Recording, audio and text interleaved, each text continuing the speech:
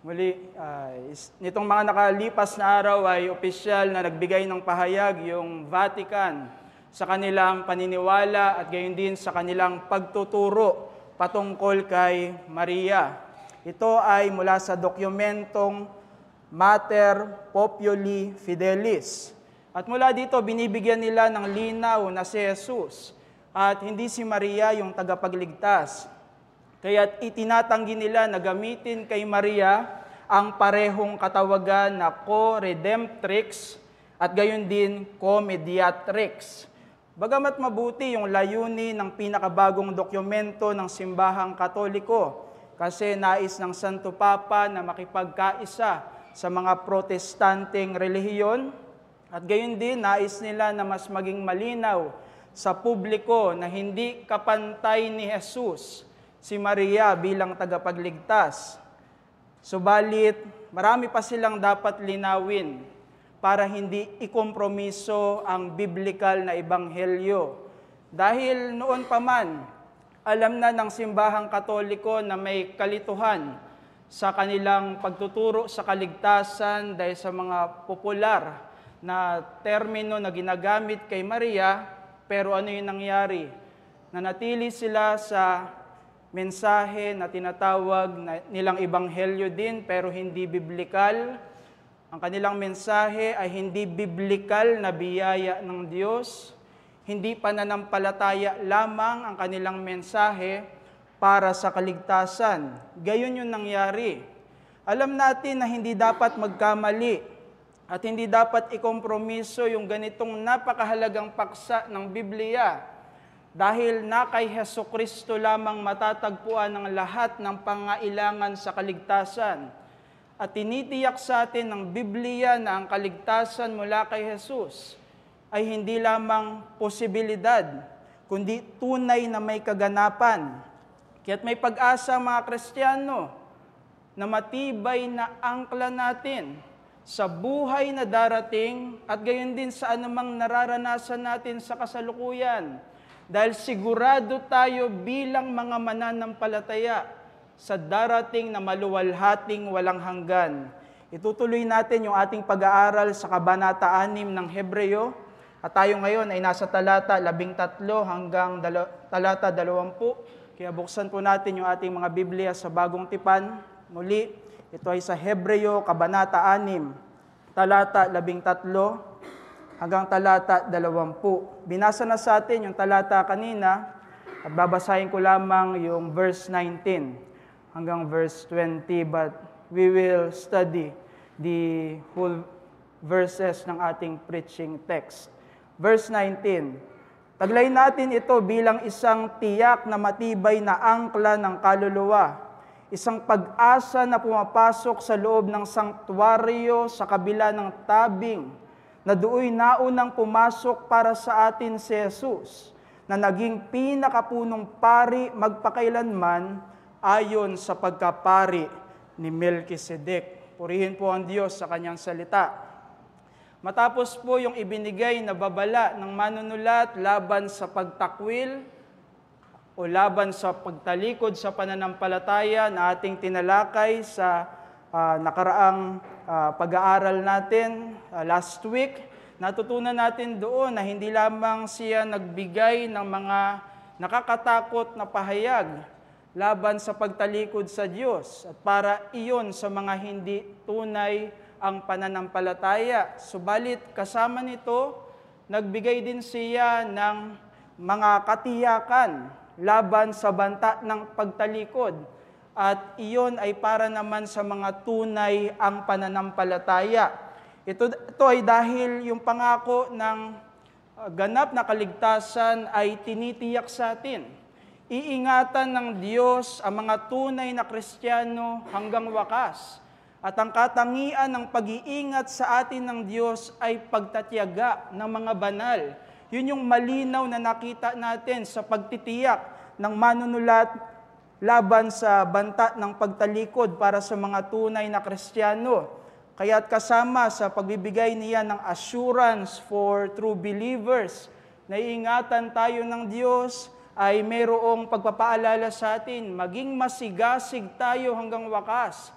itakwil natin yung anumang tanda ng katamaran. Pero isa pa sa mga mahalagang sinabi ng manunulat from that warning against apostasy ay binanggit niya na dapat nating tularan yung pananampalataya at pagtitiis ng mga tumanggap ng pangako. Yan ay matatagpuan natin sa chapter 6, verse 12. Kaya dito sa bagong paksa na tatalakayin ng manunulat ay nagbigay siya ng magandang halimbawa sa pananampalataya at ito ay mula sa patriarka na si Abraham. Pamilyar tayo dito sa sulat sa Hebreo na gumagamit ng halimbawa yung manunulat. Kaya sa darating na kabanata 11 ng sulat na ito, marami talaga siyang mga halimbawa sa pananampalataya na ibibigay. Tinawag iyan na makapal na bilang ng mga saksi sa sulat sa mga Hebreo. Dahil yung mga halimbawang ito sa lumang tipan ay nagpapakita sa atin hindi lamang ng katapatan ng mga banal, kundi lalong higit ng katapatan ng Diyos sa kanila. Yun yung matatagpuan natin sa pananampalataya ng mga banal kahit sa lumang tipan. Kahit sa paggamit ng manunulat sa halimbawa ng pananampalataya ni Abraham, dapat nating maunawaan yung kanyang layunin. Pinapakita niya yung katapatan ng Diyos sa kanyang mga pangako. Hindi ito nagbabago. Hindi ito nawawala ng bisa. Sa Old Testament, nang ipakita yung tunay na pananampalataya ni Abraham, gayon din yung kanyang kahandaan na ialay kahit yung kaisa-isa niyang anak. Bagamat ang mga ganitong gawain ay mula sa biyaya ng Diyos, ay ipinaunawa sa atin sa lumang tipan na nagbigay ng panunumpa sa kanya yung Diyos para sa katiyakan ng kaganapan ng kanyang pangako. Yun yung binasa natin sa Genesis chapter 22, specifically sa verse 16 hanggang verse 17. Sapagkat dapat nating maunawaan na may mga paliwanag kung bakit tiyak yung pangako ng Diyos sa atin. May mga biblical na katotohanan para talagang maging matibay tayo na magiging ganap ang kaluwalhatian na ipinangako sa atin from the salvation na mula sa Panginoong Hesukristo. Dapat natin itong matutunan bilang mga nasa panahon ng katuparan dahil merong makapangyarihang ginawa ang Diyos sa unang pagdating ng Panginoong Hesukristo, kaya binigyan ito ng malinaw na atensyon ng manunulat bago niya balikan yung pagtuturo tungkol sa pagiging pinakapunong pari ni Hesukristo. Kaya binubuod ko po sa inyo yung mensahe. May mga paliwanag sa katiyakan ng pangako ng Diyos upang patatagin ang pag-asa bilang matibay na angkla ng mga Kristiyano. Minsan pa, may mga paliwanag sa katiyakan ng pangako ng Diyos upang patatagin ang pag-asa bilang matibay na angkla ng mga Kristiyano. Yung pangako ng Diyos na itinuturong may katiyakan sa kaganapan ay binibigyan ng dahilan ng salita ng Diyos para magkaroon tayo ng pag-asa na tulad ng isang barko na nakaangkla kahit hinahampas ng alon at nasa kalagitnaan ng bagyo, ay maging matatag ito. Gusto kong sabihin na yung tinuturong pangako dito sa ating talata ay tungkol sa panghinaharap na kaligtasan.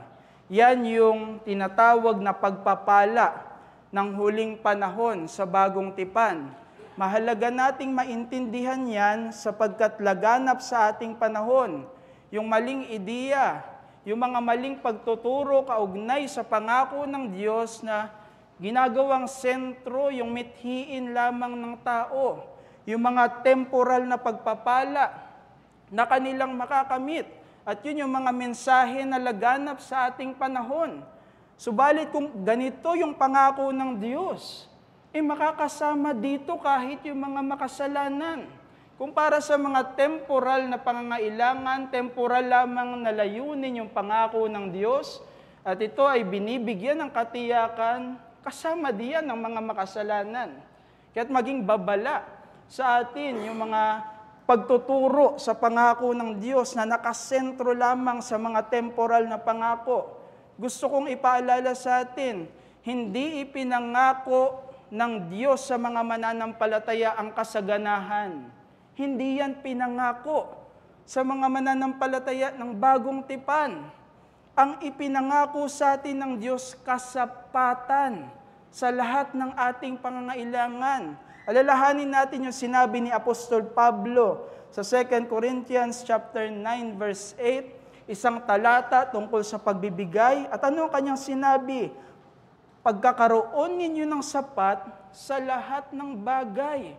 Kasi yun yung pangako ng Diyos.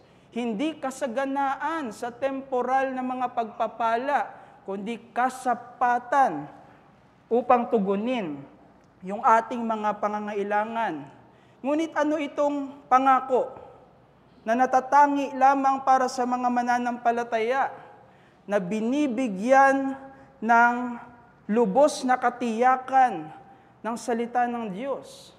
Ang kasagutan dito ay ang pangako ng kaligtasan at tiyak na kaluwalhatian na darating sa pamamagitan nito. Yun yung pangako ng Diyos na binibigyan sa atin ng katiyakan.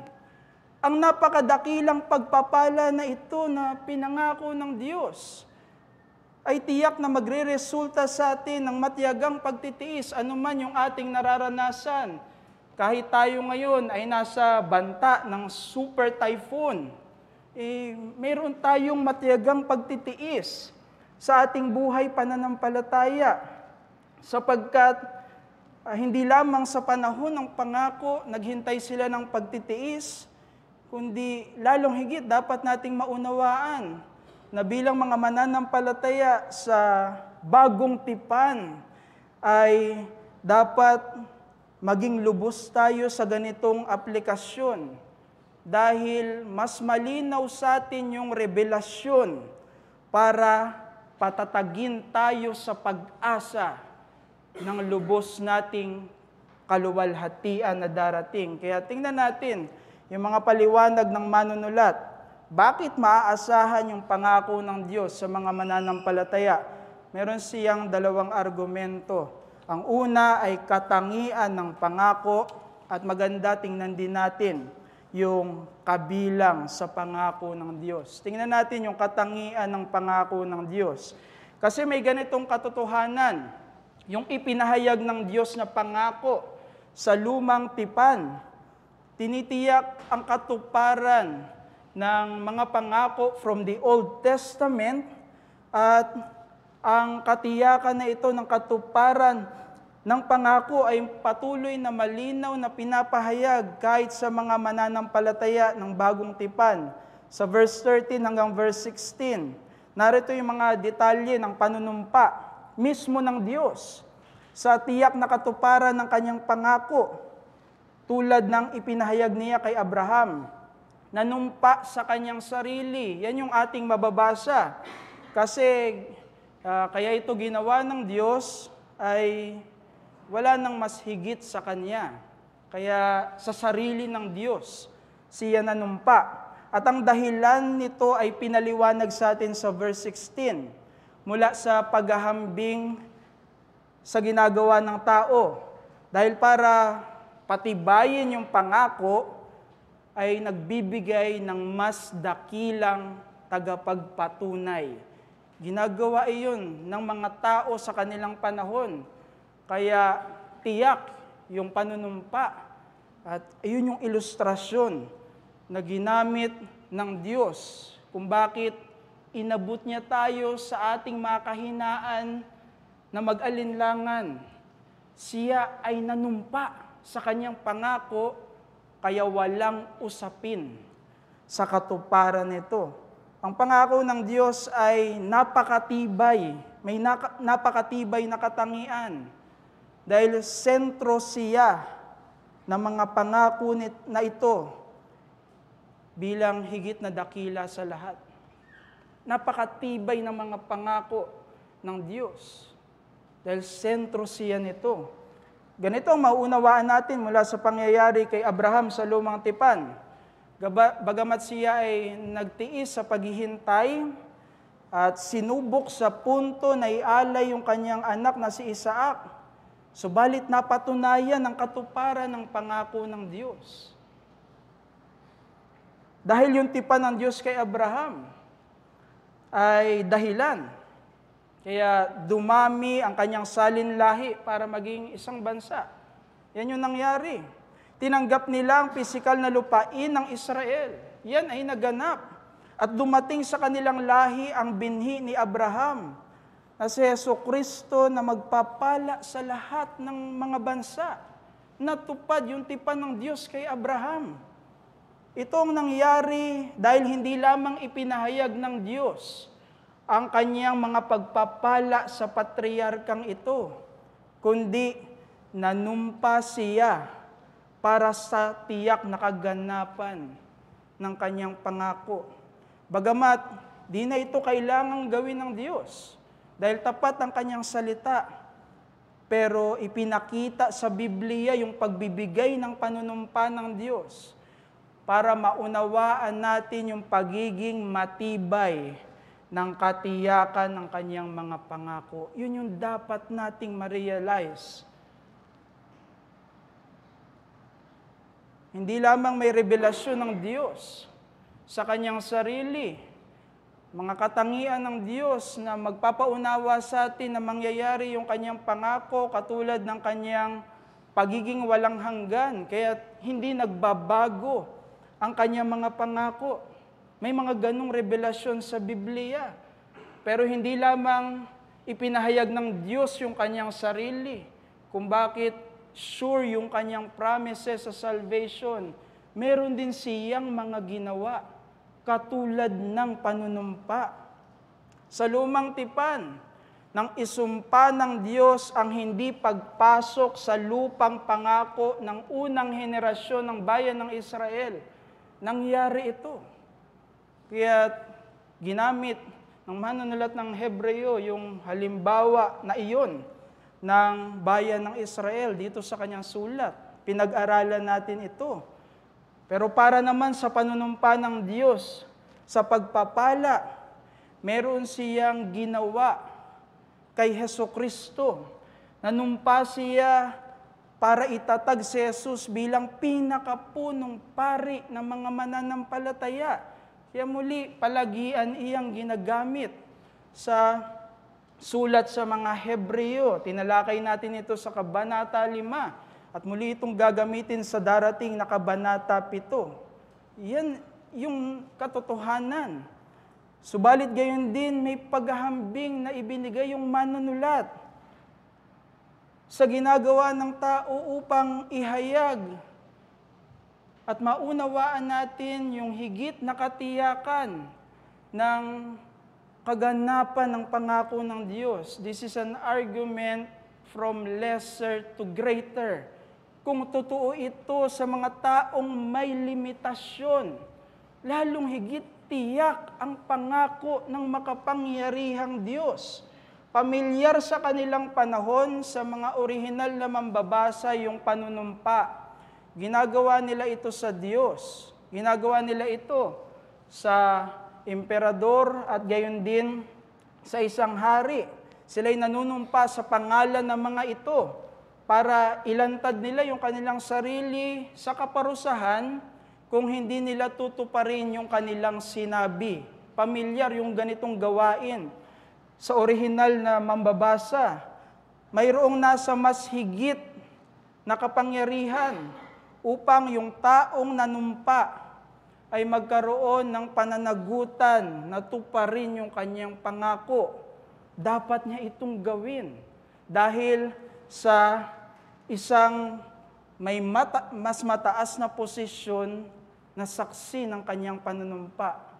Mula dito, mas dapat maunawaan yung higit na katiyakan ng pangako ng Diyos. dahil nagbigay siya ng panunumpa. Ang saksi nito ay taglay ang walang kapantay na posisyon. At ang tagapagpatupad ng pangako ay may taglay na kapangyarihan na higit sa lahat. Pareho itong kalagayan ng Diyos sa kanyang panunumpa. Siya yung saksi, siya yung tagapagpatupad. Kaya walang usapin yung tiyak na kaganapan ng pangako ng Diyos. Tunay na sigurado iyan. Sa pagsulong ng teknolohiya, pamilyar tayo sa imbensyon ng sistemang voice recognition o voice command. Ito ay nagpapahintulot sa isang modernong kagamitan na unawain at isagawa yung pahayag ng tao. Ito ay nangyayari sa mga smartphones, computers, at ilan pang mga modernong devices. Sa ating pamumuhay sa gitna ng teknolohiya, meron tayong nagawa upang ang pahayag natin ay magkaroon ng kaganapan. Pero higit sa mga pahayag na magagawa ng tao na maaring mabago at magkamali, at sa kagamitang inimbento na maaring pumalya kahit moderno, mayroong pahayag na pawang katotohanan at lubos na may kaganapan. At ang pahayag na ito ay galing sa Diyos na nagbigay ng pangako ng kaligtasan. Ito'y para sa iyo kung ikaw ay mananampalataya. Kaya sa gitna ng mga pagsubok, maging panatag ka sa pananampalataya mula sa pangako ng kaligtasan na di nagbabago. Iyan yung dapat magbigay sa iyo ng kapanatagan sa iba't ibang mga nararanasan sa kasalukuyang buhay at mga pagsubok na ating kinakaharap. May pagpapatibay sa kaalaman natin ng katiyakan sa pangako upang magtiyaga tayo sa pamumuhay sa pananampalataya. Tiyak ang pangako ng kaligtasan dahil hindi ito nagbabago. Dahil ang Diyos sa kanyang salita ay pawang totoo ang kanyang kapahayagan. Magaganap ang kanyang sinabi. Ganun yung ating Diyos. At gayon din yung Diyos na nagbigay ng pangako ay mayroong katangian na labis na maaasahan. Kaya sa buhay natin ng pananampalataya, mula sa aplikasyon ng biblikal na paniniwala, tulad ng ating pinag-uusapan na hindi nagbabago ang pangako ng kaligtasan sa tiyak na kaganapan nito.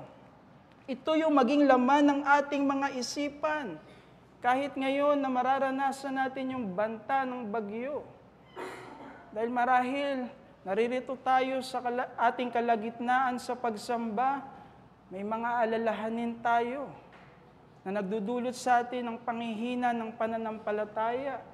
Kaya mahalaga sa ating mga isipan na magkaroon tayo ng mga biblikal na katotohanan. Katulad ng katotohanan ng kaganapan ng ating kaligtasan. Huwag natin itong kalimutan. Huwag natin ito kaligtaan. Kahit sa kasalukuyan, para hindi lamang mga negatibo yung laman ng ating isip. Hindi lamang mga bagay sa sanlibutan, hindi lamang yung mga tukso ng kasalanan, upang sa ganitong biblikal na pag-iisip, maapektuhan yung ating pag-uugali. Hindi tayo manatili sa kalungkutan, hindi tayo manatili sa kawalan ng pag-asa, hindi tayo manatili sa pag-aalinlangan sa Diyos. Subalit hindi lamang pag-uugali natin yung mga apektuhan ng mga biblikal na paniniwala. Ito din yung magbibigay ng direksyon at gabay sa ating mga buhay. Katulad ng pagtitiyaga hanggang wakas. Dahil tiyak tayo sa kaganapan ng ating kaluwalhatian. May ganitong resulta sa ating buhay pananampalataya dahil may mga biblikal na katotohanan para malaman natin ang katiyakan ng pangakong kaligtasan. Binibigyan tayo ng kapanatagan sa pinakadakilang pagpapala na ito ng Diyos upang sa kasalukuyan hindi maging kabigatan sa atin yung pagsunod sa Kanya at pagsamba sa Kanya. Napakadakila ng Kanyang biyaya sa atin para hindi maging matigas yung ating mga ulo. Hindi tayo maging marereklamo at hindi tayo maging masuwayin sa Diyos. Mayroong benepisyo sa kasalukuyan yung ating pananampalataya. Kahit hindi pa natin nakikita yung kaganapan ng pangako dahil may mga katotohanan ang katiyakan nito para magkaroon tayo ng pag-asa na hindi kayang gapiin ng mga paghihirap at pagdurusa sa kasalukuyan.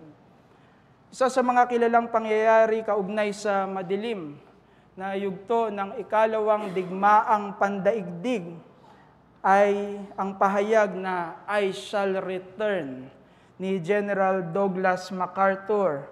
Ito ay dahil sa utos ng presidente noon ng Amerika na siya ay lumikas dahil tumitindi yung banta at puwersa ng mga Hapones noong kanilang panahon. Ilang beses na inulit ni General MacArthur sa publiko na siya ay muling magbabalik sa Pilipinas at nang makakuha siya ng sapat na suporta matapos yung 3 taon ng kanyang paghahanda, bumalik si General Douglas MacArthur sakay ng barkong pandigma, ang USS Nashville. At siya ay may labis na pananabik na muling tumapak sa lupa ng Pilipinas. Ito'y naganap noong Oktubre 1944, kung saan nung araw ding iyon sa pamagitan ng paghahayag sa radyo, ay kanyang sinabi, "People of the Philippines, I have returned." At ito ay nagsimula ng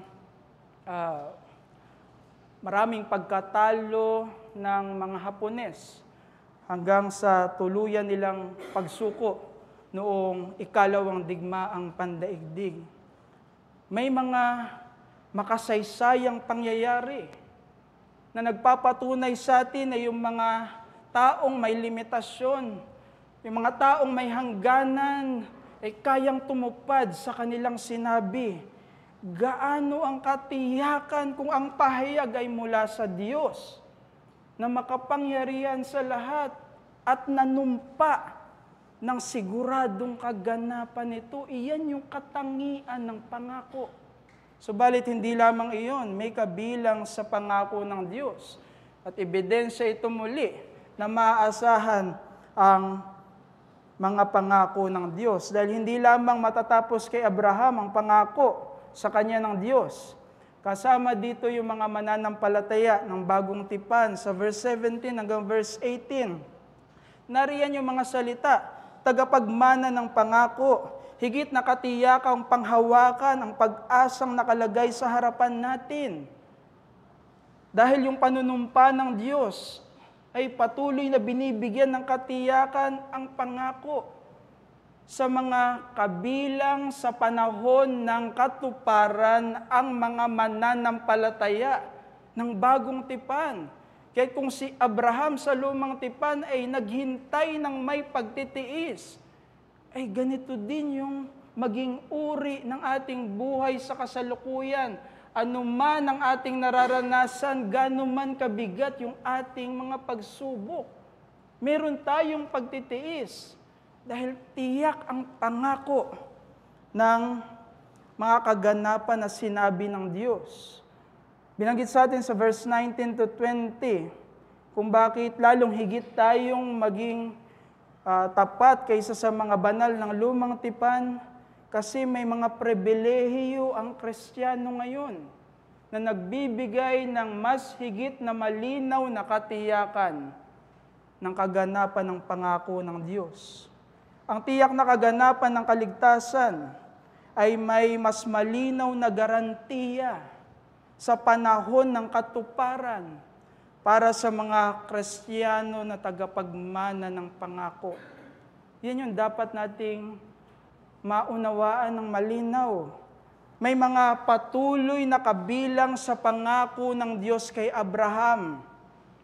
At sila'y binibigyan ng tuloy-tuloy, subalit mas higit na katiyakan sa panahon na sila ay kabilang sa katuparan ng unang pagdating ni Hesukristo. Yung tipan ng Diyos kay Abraham ay para sa higit na layunin ng kaligtasan tungo sa makalangit na bayan para gumawa ng salin lahi na matapat sa Diyos, natatanggap ng pamana na walang hanggan kung saan natupad sa mga mananampalataya ng bagong tipan bilang tagapagmana. Kaya kung paanong napakinggan natin sa Adult Sunday School kanina, hindi tamang interpretasyon na paghiwalayin yung plano ng Diyos sa bayan ng Israel at sa iglesia ng bagong tipan. Dahil sa Biblia, ang Israel sa lumang tipan ay tinawag na iglesia ng Diyos ayon sa interpretasyon ng New Testament. At iyan yung direktang salin ng Gawa, chapter 7, verse 38. Yung bayan ng Israel sa lumang tipan, pinahayag ni Esteban bilang iglesia ng Diyos sa panahon na iyon. At may maraming mga pagtuturo ang bagong tipan na sumasang-ayon sa ganitong interpretasyon na may iisang plano ang Diyos mula pa sa Israel patungo sa mga tagapagmana ng pangako ang iglesia ng bagong tipan. Sa ibang mga parte ng Biblia, itinuro na ang kabahagi sa pangako ni Abraham ay hindi basta yung mga likas na Hudyo. Hindi sila yung basta-bastang tagapagmana ng pangako ng Diyos kay Abraham, kundi tinuturo ng bagong tipan na para sa mga sumampalataya na ang puso ay kanilang binago. Sila man ay Hudyo o Hentil, sapagkat bilang mga mananampalataya, sila ang tunay na Israel ng Diyos. Yan yung mababasa natin sa Roma, Kabanata 2, talata 25. Ayan yung tinuro ni Pablo. Gayon din sa ating talata, itinuturo na ang mga tunay na anak ni Abraham ay ang bawat sumasampalataya, anuman yung kanilang salin lahi, sila ang tagapagmana ng ipinangako sa Kanya ng Diyos. Kahit yung mga tao ng Diyos sa lumang tipan ay pinalawig at binigyan ng katuparan sa iglesia ng bagong tipan. Kaya kung si Abraham sa lumang tipan ay matiyaga sa paghihintay dahil sa katiyakan ng pangako, ang pagdududa ay hindi dapat matagpuan, hindi dapat gawin at pabayaan ng mga tagapagmana ng pangako sa panahon ng katuparan. Nagpapatuloy ang katotohanan na hindi nagsisinungaling ang Diyos dahil siya ang Diyos ng katotohanan.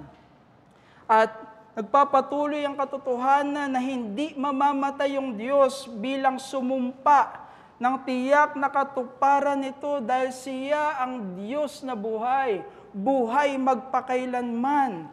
Kaya totoo ang katuparan ng pangako hindi lamang kay Abraham, kundi hanggang sa mga tagapagmana nito sa panahon ng katuparan, mga Kristiyano ng bagong tipan. Kaya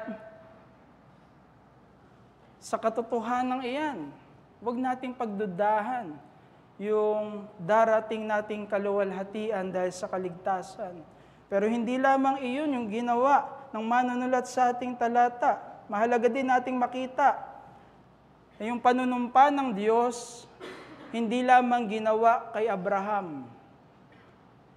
Mayroon ding panunumpa na ginawa ang Diyos sa katuparan ng binhi ni Abraham, ang Panginoong Hesukristo. Nanumpa siya upang itatag si Jesus na maging pinakapunong pari ng mga mananampalataya. Si Jesus ang ginawang tagapamagitan ng katuwiran ng Diyos para sa lahat ng kanyang mga anak. Mula sa mga banal ng lumang tipan at sa mga tagapagmana ng pangako kay Abraham sa bagong tipan. Kaya sa katuparan ng gawain ng pagliligtas ni Jesus, ay maunawaan natin na bahagi nito yung kanyang pagiging pinakapunong pari ng lahat ng mga tunay na sumampalataya. May ganong panunumpa na ginawa ang Diyos mismo sa katuparan ng binhi ni Abraham sa Panginoong Hesukristo.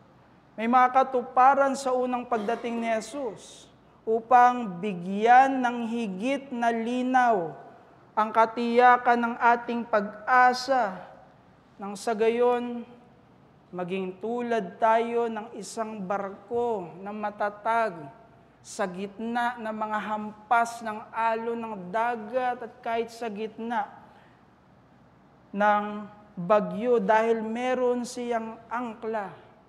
Sapagkat tayo bilang mga Kristiyano, yung pag-asa natin ay umaakyat sa presensya ng Diyos sa langit, na kung paanong naroroon sa presensya ng Diyos ang Panginoong Hesukristo, tiyak na makakasama tayo sa presensya ng Diyos dahil sa kaugnayan natin sa tagapagligtas. Sa mga nagdaang dekada ay naging popular yung family tree, kung saan talaan ng isang pamilya o ng isang angkan upang bigyan ng katunayan kung sino yung kabilang sa kanilang salinlahi. Naging popular ito kasi natural yung interes na malaman kung kaninong ninuno tayo nagmula at para magbigay ito ng paliwanag sa ating mga katangian kung sino tayo ngayon. Sa pisikal na pamilya, maaring ipakilala ang tunay na kabilang. Gayunpaman, mayroong ugnayan na higit sa simpleng pagiging magkadugo. Subalit, ang ugnayang ito ay walang hanggan at makikilala hindi sa magitan ng DNA test o ng mga pisikal na palatandaan, kundi sa pamamagitan ng pangako ng Diyos na mayroong tiyak na bisa dahil sa Panginoong Hesukristo. Sinampalatayanan siya ng mga banal sa lumang tipan sa panahon ng pangako. At siya yung patuloy na sinasampalatayanan ngayon sa mas malinaw na paghahayag ng katuparan. Sa ganito makikilala ang mga kabilang sa mga tunay na anak ni Abraham. Na kung kasama ka, ay muli, sa gitna ng pagsubok, maging panatag ka. At ito naman ay dahil sa kaligtasan na pinagtibay mismo ni Kristo. Mula sa kaligtasan, magdulot ito sa atin ng kapanatagan sa ating pamumuhay bilang mananampalataya sa kasalukuyan. Hindi lamang walang pagbabago ang tiyak na katuparan ng pangakong ito. Pinagtibay ito mismo ng Panginoong Hesukristo. Hindi lamang mayroong katapatan ng Diyos sa kanyang salita, Kaya mangyayari yung pangako. At hindi lamang tiyak na maaasahan ang mga katangian ng Diyos, kaya mangyayari ang pangako, kundi mayroon din siyang makapangyarihang pagtupad sa kasaysayan mula sa tinapos na gawa ng Panginoong Hesus, upang magkaroon tayo ng mas malinaw na katiyakan sa kaganapan ng ating kaluwalhatian.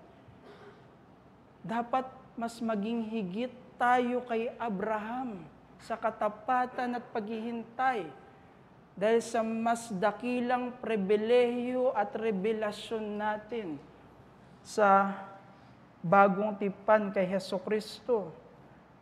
Ang pag-asa ng ating katiyakan sa kaluwalhatian ay binibigyan ng lalong higit na katatagan. At ito'y sa magitan ng katuparan mula sa tagapagligtas na dumating. Sa Kanya nakasalalay. Kaya sigurado tayo sa walang hanggang kaluwalhatian na darating. Mayroon siyang tinapos na gawa mula sa Kanyang labis na sakripisyo na bagamat Diyos Anak ay nagpakababa at gayon din sa Kanyang madugong kamatayan upang tayong mga sumampalataya sa Kanya ay walang katakutan sa hinaharap na darating.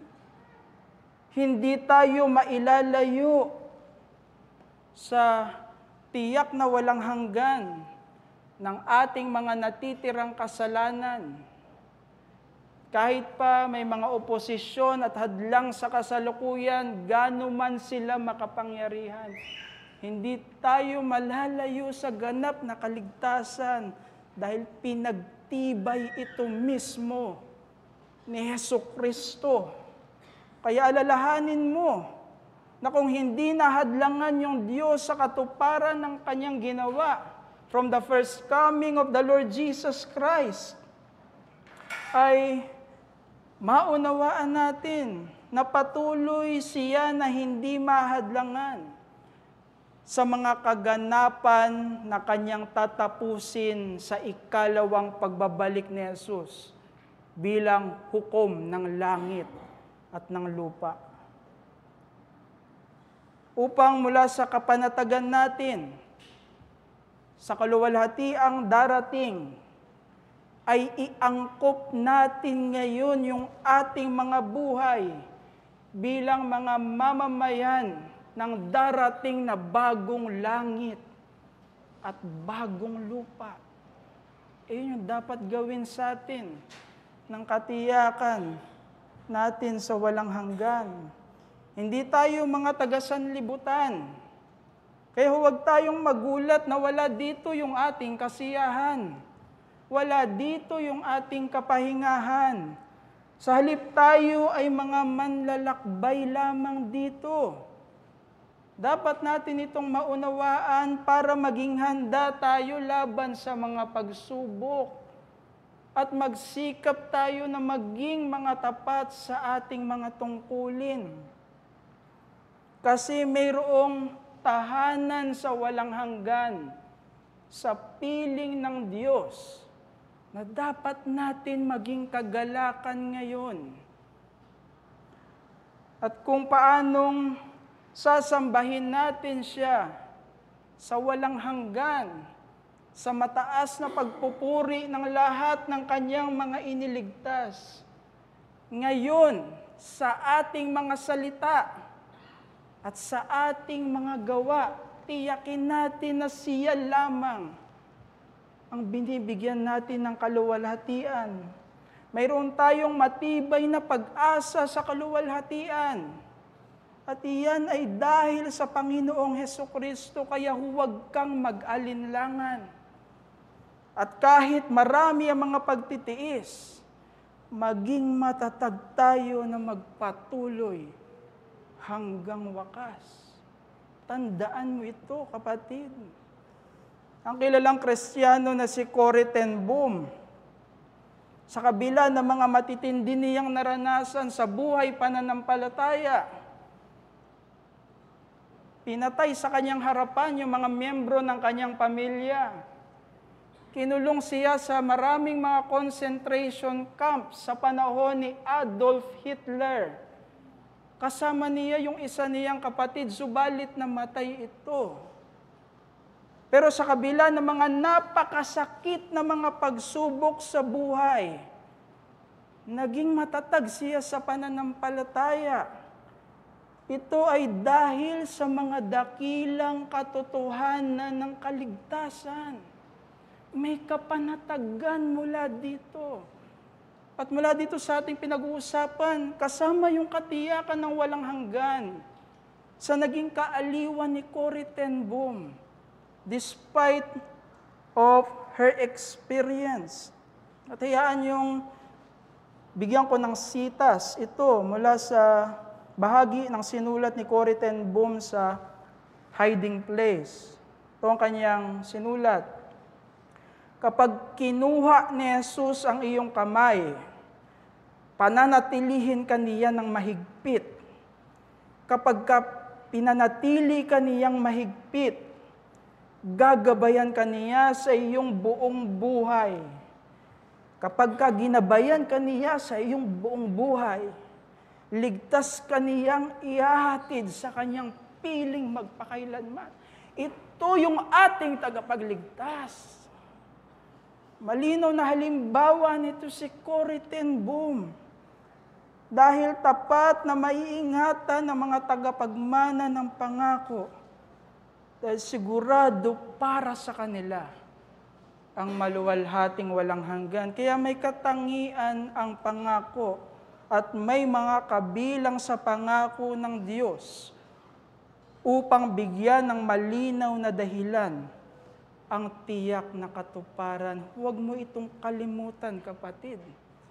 Para sa mga nananatili sa kasalanan, mahalaga sa inyo na maunawaan ang pahayag ng Diyos tungkol sa walang hanggang parusa. Ito yung kakahantungan mo bilang makasalanan sa darating na walang hanggan. Pero hindi lamang parusang ipinahayag ng Diyos. Mayroon din siyang ipinahayag para sa kasagutan nito. Kaya kung paanong dapat paniwalaan ang parusang walang hanggan, dapat mong paniwalaan ang kanyang biyaya sa kaligtasan.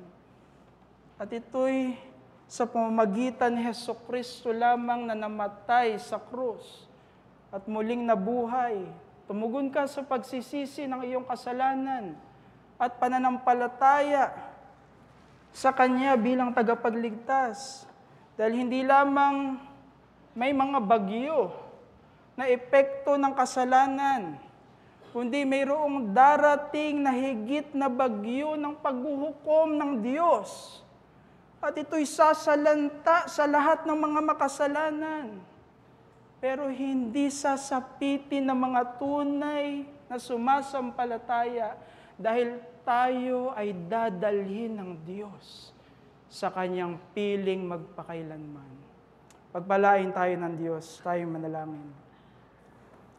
Aming dakila at banal na Diyos, kami po, Panginoon, ay nagpapasalamat sa ministeryo ng iyong salita na nagpapahayag po sa amin ng iyong biyaya sa kaligtasan. Dahil hindi lamang ito ginawang posible, kundi ang kaligtasan na iyong biyaya ay sinisigurado ang katuparan ng aming kaluwalhatian sa iyong piling. Ito ay tiyak dahil may mga katotohanan mula sa iyong salita na nagbibigay ng paliwanag para dito. Kaya aming nga pong dalangin, Panginoon, na kasangkapanin mo ang aming mga pinag-usapan, ang aming mga napakinggan, para kami ay patatagin at paunlarin sa pananampalataya sa Panginoong Hesukristo.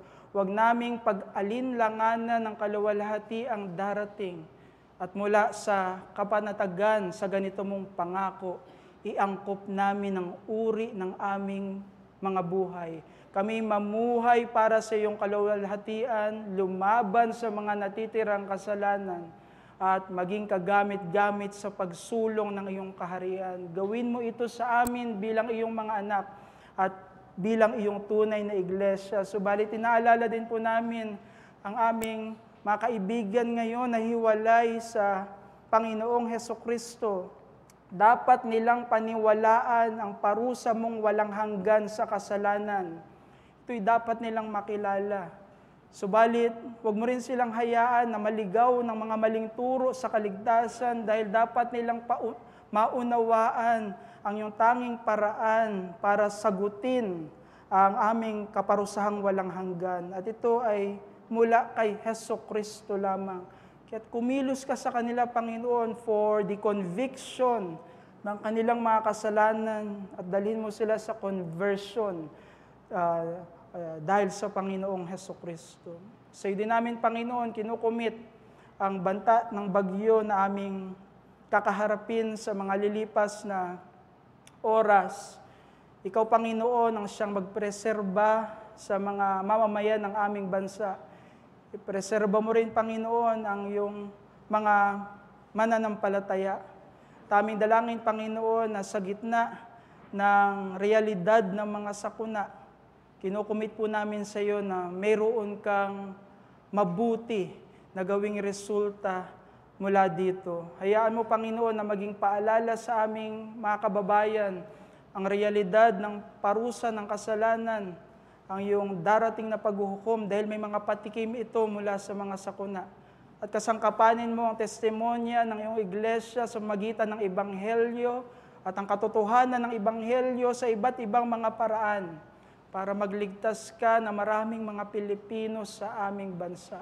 Sa iyo po namin, Panginoon, kinukumit ang mga bagay na ito dahil ikaw ang Diyos na soberano. Gagawin mo ang lahat ng mga bagay para sa iyong kapurihan at para sa kabutihan ng lahat ng mga sumasampalataya sa Panginoong Hesukristo. Kaya tinataas po namin sa iyo ang buong puso po naming pagsamba sa umagang ito sa pangalan ng Panginoong Hesukristo. Amen.